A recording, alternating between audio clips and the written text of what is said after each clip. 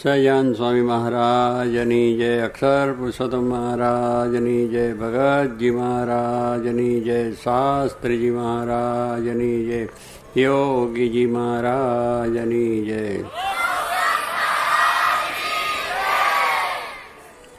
બરોબર 24 કલાક થયા. આજ વખતે અહીં આવ્યા હતા અને આપણે તે દાડે જય સ્વામિનારાયણ કર્યા હતા. હવે ફરી અત્યારે કરીએ.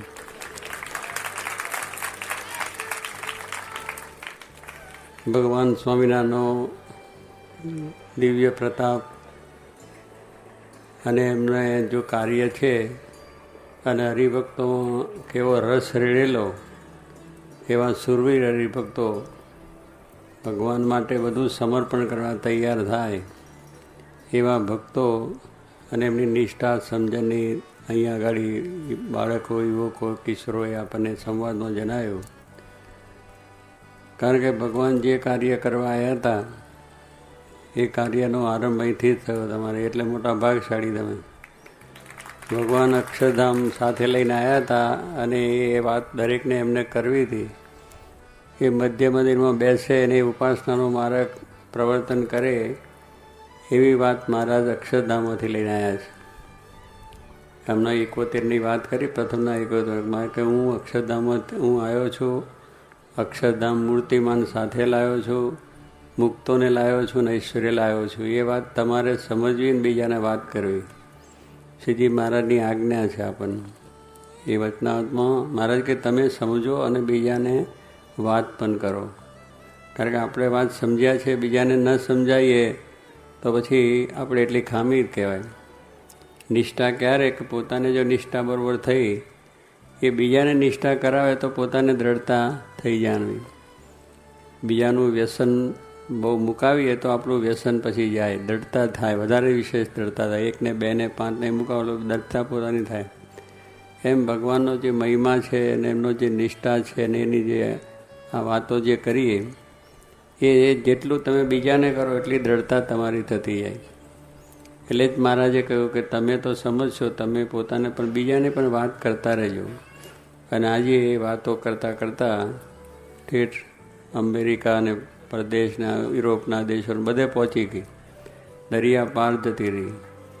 વાત સાચી હતી, વાત બનાવટી નહોતી કે સ્વપ્નું આવ્યું વાત કરી એવું નહોતું કે દેખાદેખ વાતો આ ચાલતી નથી. આ સિદ્ધાંતિક વાત હતી. ભગવાન પોતે જ સ્વયં લઈને પધારેલા હતા અને શાસ્ત્રોમાં પણ એની વાત બધી મળતી આવે છે. અને સંપ્રદાયની અંદર આ વાત પ્રચલિત શ્રીજી મહારાજના વખતથી જ શરૂ થયેલી છે. એટલે નવી કોઈ વાત નથી, શાસ્ત્ર વિરુદ્ધ પણ નથી, સિદ્ધાંત વિરુદ્ધ પણ નથી. એવી આ ઉપાસનાની વાત છે, અક્ષરને પુરુષોત્તમની. અને એ શાસ્ત્રીજી મહારાજે આ વાત જ્યારે પોતાને ભગતજી થકી દ્રઢ થઈ ત્યારે પછી એમને દરેક ઠેકાણે દરેક જગ્યાએ જઈને આનું વધારે આ વસ્તુ સાચી છે એ જાણવા માટે દરેકનો સંપર્ક સાધ્યો. મોટા મોટા સદગુરુઓ હતા, સત્સંગમાં મોટા મોટા હરિભક્તો હતા જે મહારાજને મળેલા હતા, મોટા સંતો નંદોને પણ મળેલા હતા. એમની પાસે જઈને આ વાત નક્કી કરી કે આ વાત સાચી છે. હમનો આપણે જે માલજી સોનીનો પ્રસંગ વાંચ્યો એ પણ એ રીતે સ્વામી એમના થકી આ વાત સાંભળી રહી. એ પાછું કોકે કહ્યું માલજી સોનીને ગોપાલ સ્વામીએ કહ્યું છે, સ્વામી પાસે એમની પાસે ગયા અને માલજી સોનીએ બધી વાત કરી કે મને ગોપાલ સ્વામીએ કહ્યું હતું. બહુ સારી રજૂઆત કરી માલજી સોની, બહુ દયા માણસને. એમ શરીરે પણ રૂષ્ટપુષ્ટ, દાંત પણ આખા મોઢામાંથી નીકળી ગયેલા, પણ છતાં વાત બહુ મજબૂત સારી કરી. એટલે કહેવાનું શું છે, આવા એ માલજી સોનીની પાસે પણ સ્વામી જઈને આ વાત નક્કી. એટલે કહેવાનું કે સામાન્ય માણસને જઈને મળીને પણ આ વાત ખરી છે એ પ્રત્યક્ષ. એટલે કહેવાનું શું છે કે એમને મનસ કલ્પિત રીતે કે પોતાના મનમાં એવું નથી થયું. અને સાચી વાત છે તો આજે દુનિયામાં પરસી. સાચે દેવળે ઘંટ વાગે, દેવળની અંદર ભગવાન બેઠા છે તો આપણે આરતી પૂજા બધું કરીએ અને ઘંટને બધું આવે. પણ દેવળ તૂટી ગયું, ખંડેર થઈ ગયો, ભગવાન બેઠા ન હોય તો અંદર કંઈ ઘંટડીઓ વાગે, આરતી પૂજા થાય નહીં. એટલે સાચું દેવળ જોઈએ. સાચું એટલે જેમાં ભગવાન વિરાજમાન છે એ સાચું દેવળ કહે. દેવળ તો બધું બહુ મોટું જબરજસ્ત હોને મળ્યું, પણ ભગવાન અંદર ના હોય તો ઘંટડીઓ વાગે નહીં, ઘંટારાવ ના થાય. એટલે સાચું દેવળ એ હોય તો સાચું એવું ભગવાન શ્રીજી મહારાજ સાક્ષાત પોતે પધાર્યા છે. એ પોતે સાચા હતા, એમનું જ્ઞાન, એ જે વાત કરી, એમનું જે કાર્ય બધું સાચું હતું. અને સાતશ્રી મહારાજ જેવા પુરુષ પણ સાચા હતા. તો આ ઉપાસનાનો માર્ગ સર્વત્ર પ્રસર થયો છે અને દરેક ઠેકાણે થયો છે. એટલે કહેવાનું છે કે ઝાલાવાડી હરિભક્તો ને તો બહુ ગૌરવ લેવા જેવી વસ્તુ છે કે આપણે અહીંથી જ આ જ્ઞાન પ્રવર્ત્યું. એટલે આપણે તો બહુ ગૌરવથી જ બોલવાની વાત છે કે શાસ્ત્રી મહારાજે જે કર્યું છે બરાબર છે, એ આપણે સમજવું છે અને બધા ઝાલાવાડમાં બધે આપણે પ્રસારણ કરવું છે. જે મળે એને, આપણે સગા મળે, સ્નેહી મળે, મિત્રો મળે, દોસ્તદાર મળે, ગમે એને વાત. આપણી પાસે જ્યારે સારી વાત હોય ને જો બીજાને ન સમજાવીએ તો આપણે જ્ઞાન શું કામમાં આવ્યું? સ્વામી કે આપણું જ્ઞાન બીજાને આ સમજાવીએ નહીં તો આપણું જ્ઞાન કામમાં શું આવ્યું?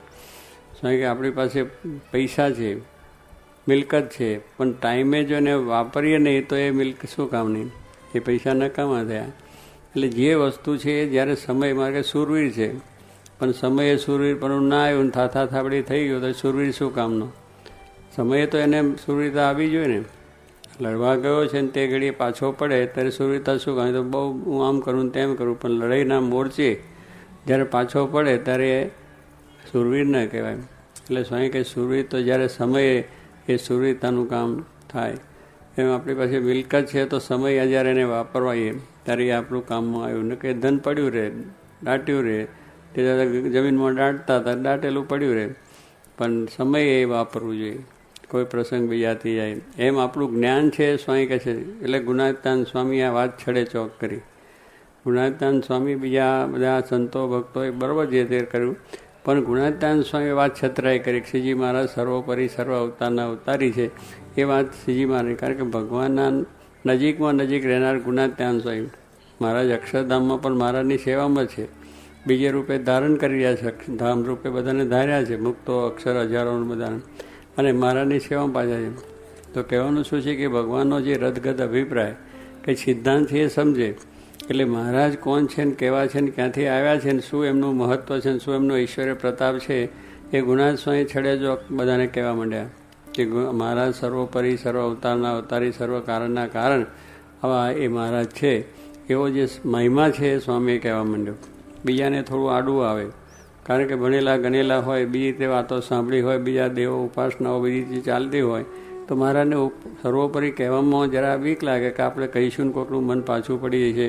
અગર તો આ બધું લોકોની અંદર આ જાતની એક ગેરસમજૂત ઊભી થશે એવું સહેજે આવે. પણ સ્વામી કે અમે તો વાત છે કહેવા જ માંડ્યા, છૂટા વાવટા મૂકી દીધા કે જેને સમજાય પાત્ર, ના સમજાય કુપાત્ર. એમને એમ બીક ના લાગે કે આ છે સમજ છે અને આ વાત સાચી છે તો સમજ છે એવી દ્રઢતા પણ નથી કે શ્રીજી મહારાજ સર્વોપરી સાચા છે, હું વાત કરું પણ સાચી છે એવી દ્રઢતાથી એમને કહ્યું કે વાત સાંભળે પાત્ર, ના સાંભળે કુપાત્ર. એટલે કહેવાનું છૂટા વાવટા મૂકી દીધા. સ્વામી દ્રષ્ટાંત આપ્યા કે એક વખત એક આપણા આદિવાસી ભાઈઓ છે ને જંગલમાં લોટો આ બધું પહેરે નહીં, લુગડા પહેરે નહીં, ખાલી લંગોટી પહેરે જ ફર્યા કરે. શરીરે ઉગાડવું હોય, માથે વળી એક ચિથરા જેવું વીંટ્યું હોય. અત્યારે પણ ઘણા એવા આદિવાસી આવે છે ખબર પડે. એવું આખું ત્યાં આદિવાસીનો બધો વિસ્તાર, ત્યાં એક શેઠિયા ગયા અને મિલમાંથી પોતાનું મિલ હતી ને મિલની અંદરથી કાપડ વેચવું, એટલે ત્યાં વેચવા માટે ગયા આદિવાસી. ત્યાં ગયા, એના મુનિ બધી દુકાનો બુકાનો ખોલી દીધી, ટાંકા બાકા બધું મૂકે, બીજું ત્રીજું. એ તો ત્યાં આગળ એમને કહ્યું ભાઈ આ માલ આવો મળશે, જેને લેવો હોય આવજો. દુકાન પર બોર્ડ બધું લગાવી દીધું, પણ કોઈ આવે જ નહીં, કારણ કે બધા લંગોટિયા હતા, કપડાં કોઈ પહેરતા જ નહોતા. પછી કપડ ખરે કોણ? પૈસા દેખતો નહીં અને પહેરવાની આદતો નહીં કે આવી રીતે કપડાં પહેરવા, શરીરને ઢાંકવું, શરીરને સારું રહે એવું કશું જ નહીં. આવો એવા જ ફર્યા કે જંગલી. હવે એ બધો પહેલાં તો વરસ દાડા હતી એને તો ચલાવ્યું વેપાર કરવા માટે, પણ પહેરે કોણ? એને બીજાને એના બાપદાદાના વખતથી વંશ પરંપરાથી કોઈ દાડો કપડાં પહેરેલા નહીં અને આ વાતની અંદર એમને ડરતાય નહીં. એટલે પછી 12 મહિને થયા એટલે બધું પાછું ભેગું કરીને ઘર ભેગા થઈ ગયા કે આમાં કંઈ આપણું ખપત થાય એવું નથી, આપણો માલ ખપે એવો નથી અહીંયા ગાડી, કારણ કે બધા આવા છે. અને પછી સ્વામી કંઈક બીજો વેપારી બહુ ડાયો બુદ્ધિશાળી હતો, સમજુ હતો અને વેપારની રીત જાણતો હતો, ક્યાંક કેવી રીતે વેપાર થાય એ. એટલે તાત્કાલિક લાભ ના થાય પણ ભવિષ્યમાં કેવો લાભ થાય એવો જેને ઊંડો વિચાર હતો. એટલે એ રીતે પોતે ત્યાં ગયો, પોતે તાકા બાકા ખોલી અને જે આવે એને ફાડી ફાડીને આપવા માંડ્યો કે આ તમે પહેરજો. એટલે જે આવ્યો દરેકને પહેરવાનું આવ્યું. બૈરાને બૈરાનું કપડું આપે, છોકરાને છોકરાનું આપે, મોટાઓને મોટાનું કપડું આપે. એમ કરી અને 2, 4, 6, 8 મહિના થયા. ત્યાં ધીરે ધીરે બધા મફત આવ્યું ને, અને પછી વાત કરે કે આમ પહેરાય, આમ થાય, તેમ થાય, એ બધી વાત કરી. એના માણસોના મુનિમો એના બધા માણસોને શીખવાડ્યું, એમને જરા શીખવાડો, એમને જરા આ તે વાત કરો. એટલે માણસો બધા મૂક્યા અને આપણે મફત ફ્રી ઓફ ચાર્જ, પૈસો લેવાનો નહીં. એટલે પછી ધીરે ધીરે પેલાને ટેવ પડી કે આ બધું સારું, પછી સારું લાગવા માંડ્યું કે શરીર ઢંકાય છે, આ છે તે છે. અને એમ કરતાં કરતાં પછી તો વર્ષ દાડા સુધી તો એમને એમ આપ્યું, આ બધું પહેરતા થઈ ગયા, બધાને ગમી ગયું, ફાવી ગયું. પછી ધીરે ધીરે કહ્યું કે હવે આ કાપડ છે ને, પછી 4 આઠાના વાર બીજું ત્રીજું કરીને આ વેચવાની શરૂઆત કરી. એ લોકો લેવા માંડી પડ્યા. પછી 4 આઠાનાની અંદર પણ લેવા માંડી પડ્યા કે આ તો બહુ સારું છે આપણે શરીરની અંદર. અને પછી એનો વેપાર ધમધોકાર ચાલ્યો. એમને આપ્યો અને પછી મેં કહ્યું લાંબે ગાળે એનો ફાયદો થાય. માણસને જ્યારે ખબર પડે કે આ માલ સારો છે, પછી તો અહીંયા જ દુકાને લેવા, બીજે કંઈ જાય ખરા? ના જ જાય કે આ દુકાન સારી છે. એટલે એને ત્યાં જ બધા લઈને કાપડ પહેરવા માંડી. એમ સ્વામી કહે છે કે મહારાજ સર્વોપરી આ પૃથ્વીમાં આવ્યા એટલે બિચારા બીજા તો થયા કે આ પાત્ર નથી, આ કંઈક આપણું જ્ઞાન સમજી શકે એમ નથી, મારાની વાત સમજી શકે નથી, એમ કંઈ કોઈ વાત કરી જ નહીં. અને એમને એમ પાછા. પણ મારે કે સ્વામી કહે છે અમે તો એમને એમ તાકા આપવા જ માંડ્યા, મારાની વાત કહેવા જ માંડ્યા કે મારા સર્વોપરી સર્વ અવતારના અવતારી છે તે આજે આ જ્ઞાન વૃદ્ધિને પામી ગયું છે. એમ સ્વામી કહે છે કે આપણે પણ જે વાત આપણને દૃઢતા થઈ છે એમાં કોઈ વાતની કરવાની કસર ના રાખવી કે વાત સાચી છે. વાત નગદ રૂપિયો હોય તો તમે ગમે ત્યાં આપો, પાછા ના આવો. પણ ખોટો રૂપિયો હોય તો હગો ભાઈ પણ ના લે, તરત પાછો આપી જાય. એમ સ્વામી કે આપણું જ્ઞાન સાચું છે, આપણા ભગવાન સાચા છે, ભગવાને આપેલી વાત સાચી છે, ગુણાત્યાન સ્વામી પણ સાચા છે, એમને કહેલી વાત સાચી, શાસ્ત્રી મહારાજ, જોગી મહારાજ સાચા છે. એમને કંઈ લોકોને છેતરવા નહોતા, લોકોની પાસેથી કંઈ પડાવવું નહોતું, કેવળ ભગવાનનું જ્ઞાન સમજે અને જીવનું કલ્યાણ થાય એ દ્રષ્ટિ જ એમને હતી. તો એ પ્રમાણે એમને કહ્યું. તો સ્વામી કે એ પ્રમાણે કયામાં કસર રાખવી નહીં, કોઈ પણ સમયે વિસમયે, પણ સાચી વાત છે કયામાં કસર ના રાખવી. એમ કહ્યું કે વિસમય એટલે શું? કોઈ વખત આપણે મુશ્કેલીઓ પણ થાય જ્ઞાન કરવામાં. શાસ્ત્રી મહારાજને પહેલાં વાત કરીને કે ધુમાડો ઉડાડતા, ઓલા મરચાંનો ને પાણી ઢોળતા ને ફલાણું કરતા, એ 2 ઉપાધિઓ થઈ. પછી બહાર નીકળ્યા પછી વડતાલથી તોય પણ ઉપાધિઓ થઈ, સંતોરે મારે ને કાઢે ને સ્વામી બંડિયા કરતા હતા. પણ સ્વામી ઉપાધિઓ સહન કરીને પણ આ વાતને બરાબર કરી. એટલે શું કે આ વાત છે કરવામાં આપણને થોડું થાય. સાચી વાતની અંદર 100 વિઘન. એટલે સાચી વાત કરીને વિરોધ થાય.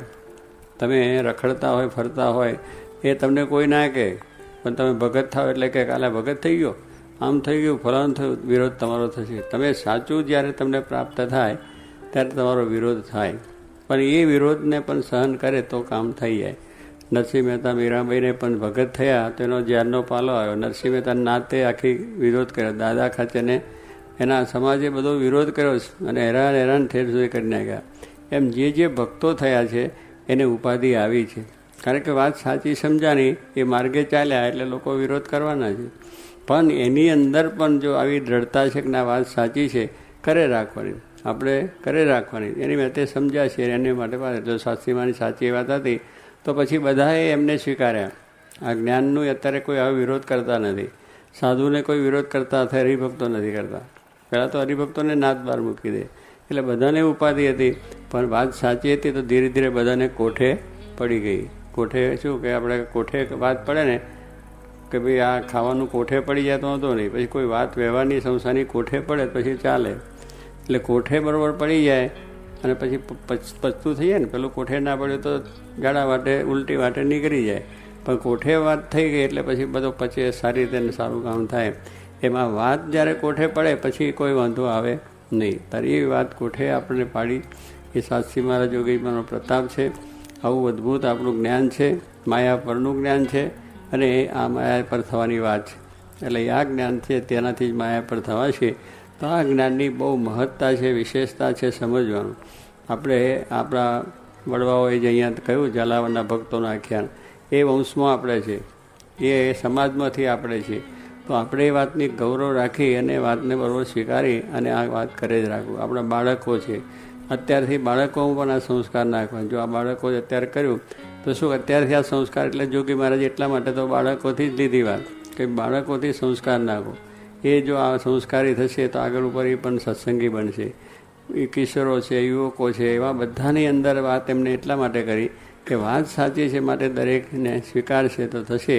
તો આપણે પણ આપણા ઘરની અંદર બહાર મિત્રો, ભાઈબંધ, સગા, વાલા, સ્નેહીને પણ આ વાત કરી. આ તો મહેમાન આવ્યા હોય ત્યારે એમ થાય કે ભાઈ મારે ત્યાં મહેમાન આવ્યા છે, મારા હગા આવ્યા છે, અમારા વેવાઈ આવ્યા છે, જમાઈ આવ્યા છે કે બીજા આવ્યા, એટલે અમારે મંદિરે જ નહીં અવાય. એટલે મંદિર શું ન હોય, એમને લઈને આવો, એને પણ સત્સંગ થાય, એને પણ સત્સંગ કરવાનો. આ પેલો અહીંયા લગ્નમાંથી ઉઠીને ના નતો મીઢોળ હોતા કે ભાઈ મારે હવે જવું છે, કારણ કે એ પાછો ના પડ્યો. એને કહેવાનું શું કે નાનપણથી જો એને સંસ્કાર પડેલા હતા તો મહારાજનો એક આગળમાં વગેરેમાં વાંચીને પણ એને સુરીરતા આવી ગઈ, એના જીવમાં દૃઢતા થઈ ગઈ. એમ સ્વામી કહે છે એવું નાનપણથી જો સંસ્કાર પડે તો આગળ જતાં એ મહાન મોટા જ્ઞાની, ધ્યાની, ભજની બની અને હજારો માણસોને પાછા ભગવાન ભજાવે. એ આ કાર્ય છે. એ કાર્ય આપણે આ ભગવાનની દયાથી આપણને પ્રાપ્ત થયું છે. આવા શાસ્ત્રી મહારાજ, યોગી મહારાજ જેવા ગુરુ મળ્યા છે, ભગવાન સ્વામિનારાયણ જેવા ભગવાન એનો દૃઢ આશરો છે. તો એ આશરો દૃઢ રાખી અને આ વાતને આપણે સ્વયં કરતા રહેવું. આજે અહીંયા આપણે આ